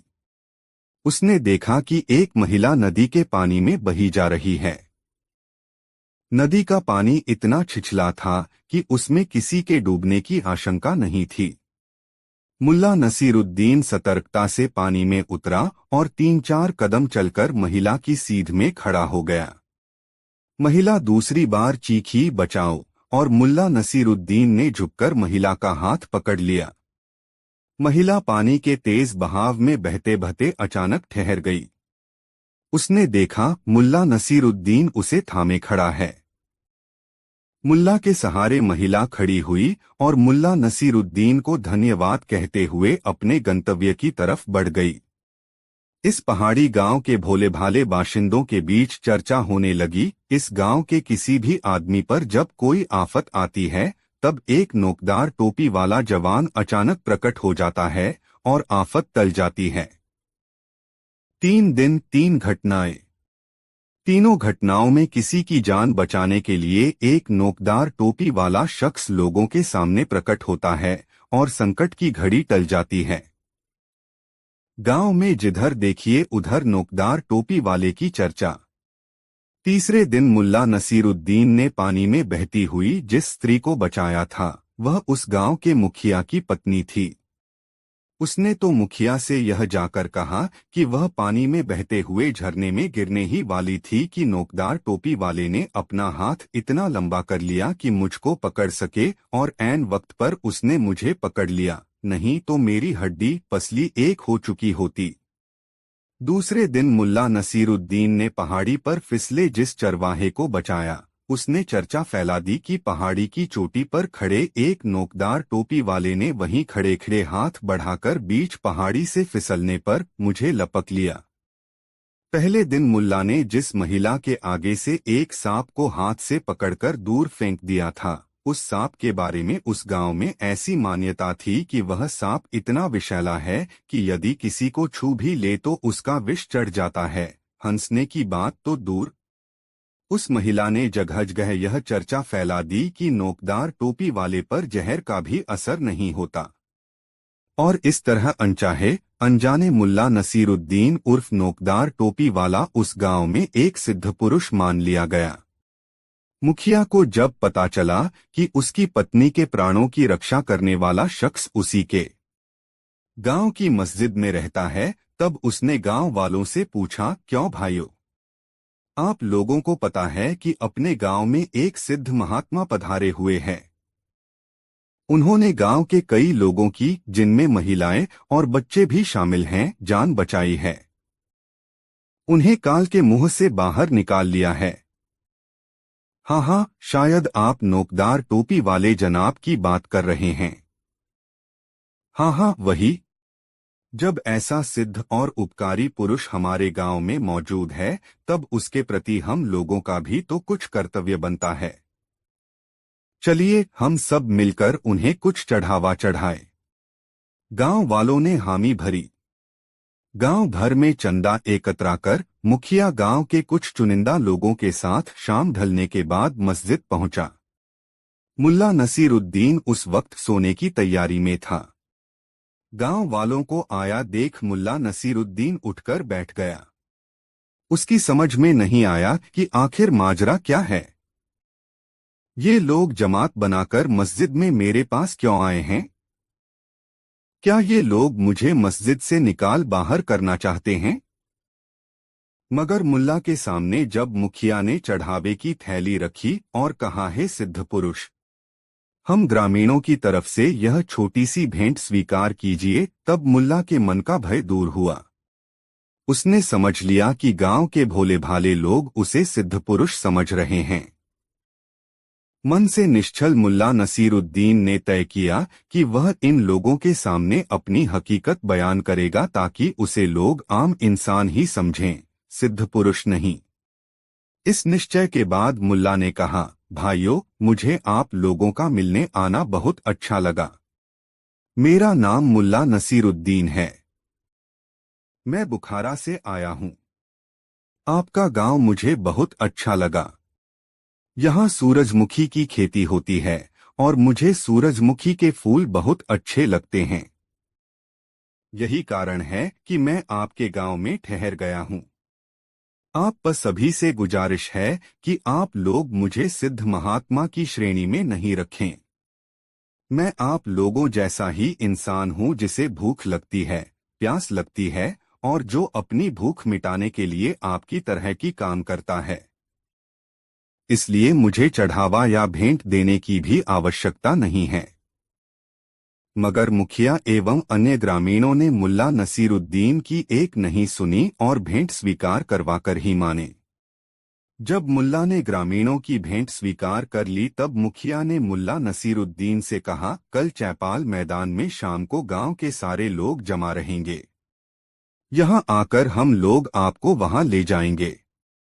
हमारी गुजारिश है कि आप वहां आकर हम ग्रामीणों को जीवन जीने के लिए मार्गदर्शन करें। मुल्ला नसीरुद्दीन के बहुत आनाकानी करने पर भी ग्रामीण अपनी जिद पर अड़े रहे। अंततः मुल्ला नसीरुद्दीन ने चैपाल में आने की अपनी स्वीकृति दे दी। ग्रामीण खुश होकर मस्जिद से लौटे। दूसरे दिन नियत समय पर मुखिया सहित कुछ वरिष्ठ ग्रामीण आए और अपने साथ मुल्ला नसीरुद्दीन को ले गए। चैपाल मैदान में मुल्ला नसीरुद्दीन के लिए एक मंच बनाया गया था, जिस पर बैठकर मुल्ला उपदेश दे सके। ग्रामीणों में मुल्ला को सुनने का उत्साह था। उस उत्साह को देखकर मुल्ला नसीरुद्दीन ने सोचा, ऐसे भले और भोले ग्रामीणों के सामने सिद्ध पुरुष की तरह बोलना कतई उचित नहीं होगा। मुखिया की घोषणा के कारण उसे मंच पर जाना पड़ा और जब उसे बोलने के लिए आमंत्रित किया गया, तब वह मंच पर खड़ा हो गया तथा ग्रामीणों से मुखातिब होते हुए उसने पूछा, भाइयों, आप लोग धर्म के बारे में कुछ जानते हैं? ग्रामीणों ने तत्काल उत्तर दिया, नहीं। मुल्ला नसीरुद्दीन ने निराशा से सिर हिलाते हुए कहा, फिर मैं क्या बोलूं जब आप लोग धर्म के बारे में कुछ जानते ही नहीं। और इतना कहकर मुल्ला नसीरुद्दीन मंच से उतर गया तथा लंबे डग भरता हुआ मस्जिद की ओर चल पड़ा। भोले भाले ग्रामीण उसे रोकने का साहस नहीं कर पाए। मुल्ला नसीरुद्दीन के जाने के बाद मुखिया ने गांव के बुजुर्गों के साथ मंत्रणा की कि किसी भी तरह कल फिर मुल्ला नसीरुद्दीन को उपदेश देने के लिए बुलाया जाए। इसके साथ ही यह भी तय हुआ कि जब मुल्ला नसीरुद्दीन पूछे कि आप लोग धर्म के बारे में कुछ जानते हैं, तो सब स्वीकार करें कि हाँ, हम धर्म के बारे में कुछ जानते हैं। और यह सच भी है कि हर आदमी अपने अपने धर्म के बारे में कुछ जानता अवश्य है। इस मंत्रणा के बाद लोग मुल्ला के पास गए, उसे चौपाल में आने के लिए राजी कर चौपाल मैदान वापस ले आए। दूसरे दिन पुनः उसी मंच पर मुल्ला नसीरुद्दीन उपस्थित हुआ और लोगों से पुनः वही सवाल किया, आप लोग धर्म के बारे में कुछ जानते हैं? लोगों का तयशुदा जुमला हवा में उछला, हाँ, हम धर्म के बारे में जानते हैं। मुल्ला नसीरुद्दीन ने ग्रामीणों पर एक गंभीर दृष्टि डाली और कहा, जब आप लोग धर्म के बारे में जानते ही हैं तब मैं क्या बोलूं? मेरे कुछ बोलने का फायदा भी क्या? इतना कहकर मुल्ला नसीरुद्दीन मंच से उतर गया और लंबे डग भरता हुआ मस्जिद की ओर लौट गया। ग्रामीणों में फिर मंत्रणा हुई। इस बार तय हुआ कि सब लोग चलकर मुल्ला को कल प्रवचन देने के लिए तैयार करें। कल जब मुल्ला अपना सवाल पूछें कि आप लोग धर्म के बारे में कुछ जानते हैं, तो आधे लोग बोले जानते हैं और आधे लोग बोले नहीं जानते हैं। लोग मस्जिद गए। कल मंच पर उपस्थित होने के लिए मुल्ला को मनाया और अपने घरों को लौट गए। तीसरे दिन मुल्ला नसीरुद्दीन जब मंच पर उपस्थित हुआ तब फिर उसने अपना पुराना सवाल पूछा, आप लोग धर्म के बारे में कुछ जानते हैं? जवाब में आधे ग्रामीणों ने कहा, हाँ जानते हैं, और आधे ग्रामीणों ने कहा, नहीं जानते हैं। मुल्ला नसीरुद्दीन ने एक मोहक हंसी के साथ लोगों से कहा, भाइयों, आप में जो लोग धर्म के बारे में जानते हैं, वे उन लोगों को धार्मिक बातें सिखा दें जो धर्म के बारे में नहीं जानते हैं। मेरे कुछ भी बोलने की कोई जरूरत नहीं। और मुल्ला नसीरुद्दीन मंच से उतर गया। उस दिन ग्रामीणों ने कोई मंत्रणा नहीं की और उस दिन मुल्ला नसीरुद्दीन भी मस्जिद की तरफ नहीं लौटा। उस गांव के लोग अब भी मानते हैं कि मुल्ला नसीरुद्दीन कोई अलौकिक पुरुष था जो अपना काम करके अलोप हो गया। दोस्तों, कहानी कैसी लगी कमेंट में जरूर बताएं। 5 जादूगर मुल्ला नसीरुद्दीन मजेदार कहानी। मुल्ला नसीरुद्दीन जब बुखारा में था तब उसकी शोहरत बुलंदियों पर थी। बुखारा के अमीर लोग मुल्ला नसीरुद्दीन की मोहब्बत पसंद करते थे। जब कभी किसी रईस के घर कोई दावत होती तो वहां से मुल्ला नसीरुद्दीन का बुलावा अवश्य आता। मुल्ला नसीरुद्दीन भी ऐसी दावतों में जाना पसंद करता था क्योंकि इससे कई तरह के लोगों से मिलना जुलना हो जाता था और आसपास घटित हो रही घटनाओं की जानकारी भी मिल जाती थी। एक दिन मुल्ला नसीरुद्दीन को बुखारा के एक बड़े रईस ने अपने घर दावत पर बुलाया। रईस के घर उसके पोते ने जन्म लिया था। पोते के जन्म से रईस बहुत खुश था। उसने बड़ी शान से पोते के जन्म का जश्न मनाने का फैसला किया था। इसलिए दावत में हर तरह के पकवान का इंतजाम उसने किया था। इस व्यवस्था के साथ ही उसने इस दावत में बुखारा के सभी नामी गिरामी लोगों को बुलावा भेजा था तथा मुल्ला नसीरुद्दीन जैसे लोगों से खुद मिलकर गुजारिश कर आया था कि वह उसके घर दावत में जरूर आए। दावत के समय जब मुल्ला नसीरुद्दीन रईस के घर पहुंचा, उस समय तक रईस के लगभग सभी अतिथि वहां आ चुके थे। अतिथियों के बीच मुल्ला नसीरुद्दीन अपनी पतली लंबी दाढ़ी और अपनी नोकदार टोपी के कारण सबके आकर्षण का केंद्र बना हुआ था। लोग चैड्डियों में खड़े बातें कर रहे थे। रईस के आग्रह पर दावत आरंभ हुई। दावत के दौरान रईस ने अपनी दौलत का हर संभव प्रदर्शन किया था। सोने की थाली, चांदी के कटोरे, सोने के चम्मच का दावत के दौरान भरपूर उपयोग हुआ था। मुल्ला नसीरुद्दीन के आगे वाली पांत में भोजन करने के लिए एक नीली शेरवानी वाला आदमी बैठा हुआ था। मुल्ला नसीरुद्दीन ने देखा कि उसने सोने का एक चम्मच जिसके बेंट पर हीरे जड़े हुए थे अपने बाएं हाथ से उठाया और इधर-उधर देखते हुए उस चम्मच को चुपके से शेरवानी की बाईं जेब के हवाले कर दिया। यह काम उसने इतनी चालाकी से किया था कि उसकी इस हरकत का उसके पास बैठे लोगों को भी अंदाज नहीं लगा। मुल्ला नसीरुद्दीन उस व्यक्ति पर अपनी निगाहें टिकाए रहा। जब पांत में बैठे लोगों का भोजन समाप्त हो गया, तब मुल्ला नसीरुद्दीन अपनी जगह से उठा और अपनी दाढ़ी सहलाता हुआ बड़े ही नाटकीय ढंग से बोला, अजीज दोस्तों, मैं मुल्ला नसीरुद्दीन हूँ। कुछ दिन पहले मैं चीन के एक जादूगर का मेहमान था। मैंने जादूगर से कुछ रोचक और रोमांचक जादू सीखी है। खुशी के इस मौके पर मैं चाहता हूँ कि आप लोगों को अपना जादू दिखाऊं। लोगों को भला क्या एतराज हो सकता था। सबने एक स्वर से मुल्ला नसीरुद्दीन को जादू दिखाने के लिए कहा। मुल्ला नसीरुद्दीन ने अपनी थाली से सोने का चम्मच निकाला और सबको दिखाते हुए कहा, दोस्तों देखो, मैंने यह चम्मच अपनी शेरवानी की बाईं जेब में रखी। अच्छा बताओ, चम्मच कहाँ है? सबने कहा, आपकी शेरवानी की बाईं जेब में। मुल्ला नसीरुद्दीन ने तपाक से कहा, गलत। फिर उसने दावत देने वाले रईस से कहा, जनाब, आप जरा नीली शेरवानी वाले महाशय की शेरवानी की बाईं जेब में हाथ डालकर देखें। मुझे लगता है कि चम्मच वही है। रईस ने नीली शेरवानी वाले की बाईं जेब में हाथ डाला तो उसके हाथ में चम्मच आ गया। सबने मुल्ला नसीरुद्दीन की कला का स्वागत ताली बजाकर किया, लेकिन नीली शेरवानी वाला शख्स मुल्ला नसीरुद्दीन से आंखें भी नहीं मिला पाया। दोस्तों, वीडियो को एक लाइक जरूर कर दे। 6 जांबाज मुल्ला नसीरुद्दीन मजेदार कहानी। मुल्ला नसीरुद्दीन बगदाद जा रहा था। रास्ते में वह एक सराय में रुका। सराय में कुछ अफीमची पहले से डेरा जमाए हुए थे। जब मुल्ला नसीरुद्दीन पर उनकी नजर पड़ी तो उन्होंने उसे अपनी चैकड़ी में शामिल कर लिया। पहले तो उनके बीच सामान्य शिष्टाचार की बातें हुईं। फिर धीरे धीरे बातूनी अफीमचियों की बनाई।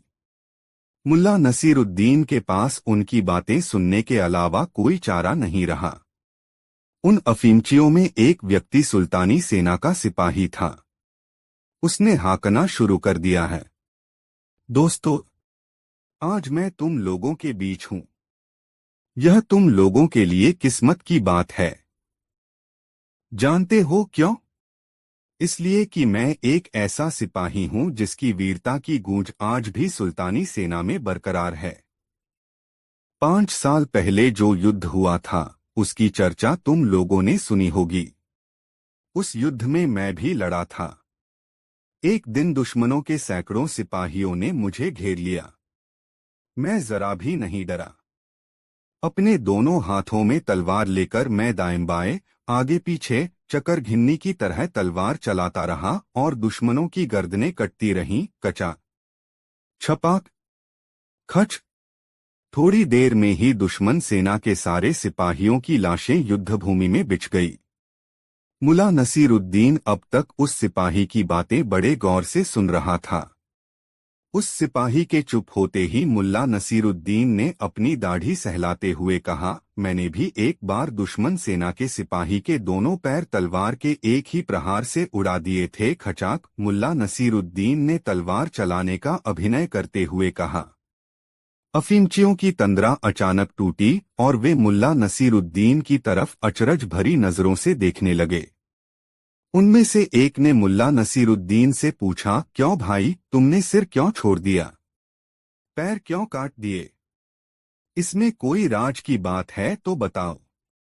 राज की बात क्या खाक होगी, मुल्ला नसीरुद्दीन ने हंसते हुए कहा, अरे भाइयों, मैंने दुश्मन के दोनों पैर इसलिए काटे थे कि उसके सिर पहले ही धड़ से अलग किए जा चुके थे।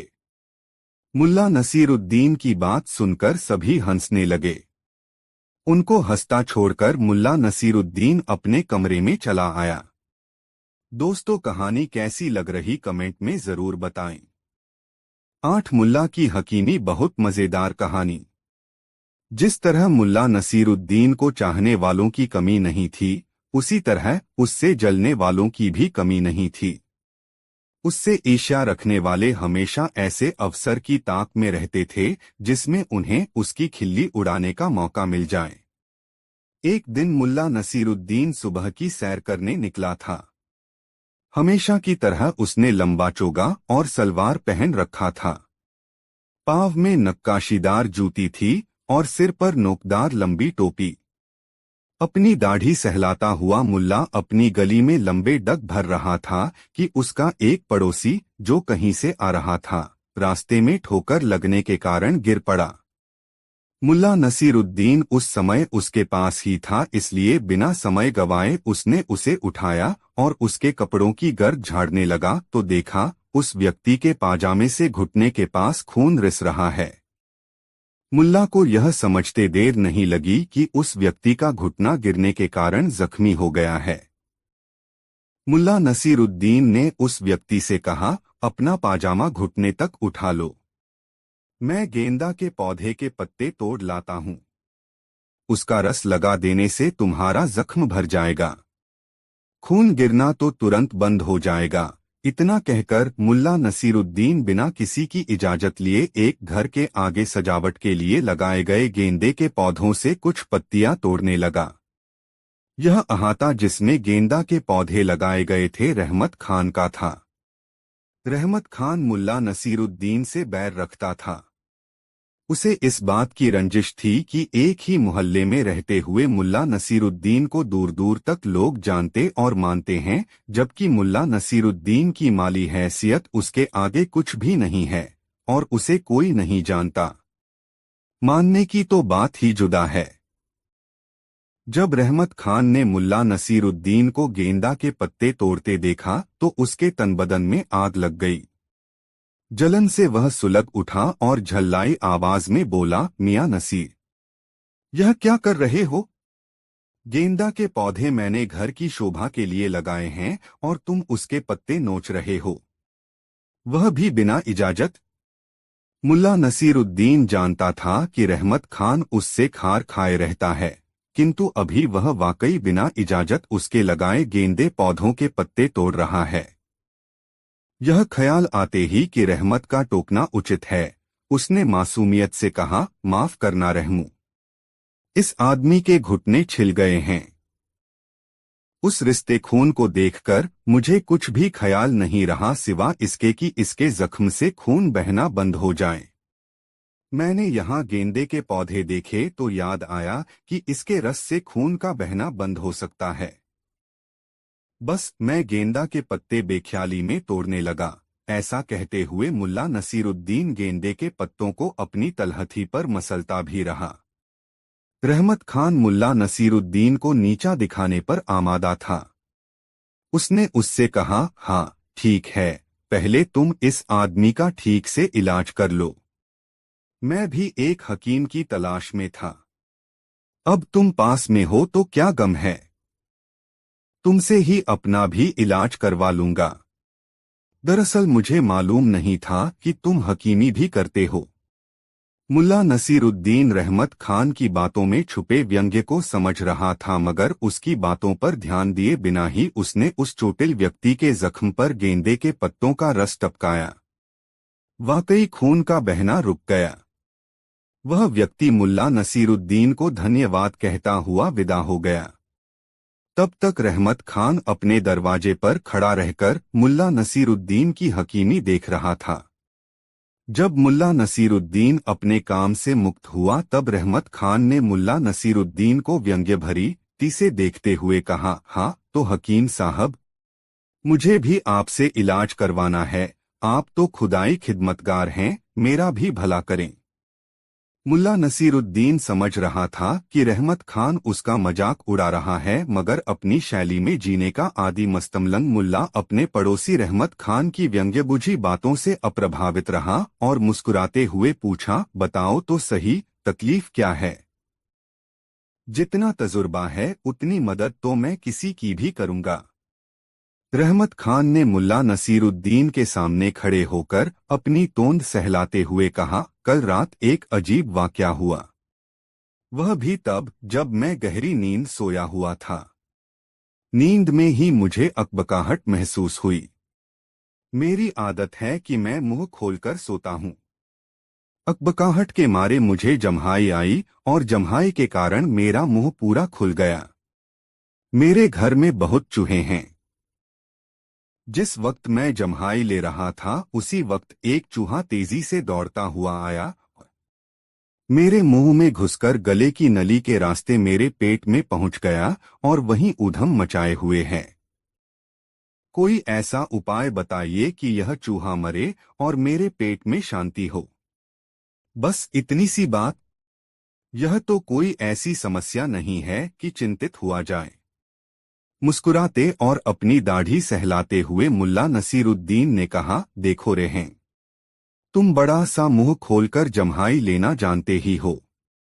बस कहीं से एक छोटी सी बिल्ली पकड़ लाओ और मुंह बड़ा सा करके बिल्ली को गटक जाओ और 2-3 बार बाएं से दाएं, दाएं से बाएं करवटे लो और इसके कुछ देर बाद एक कटोरा ठंडा दूध पी लो।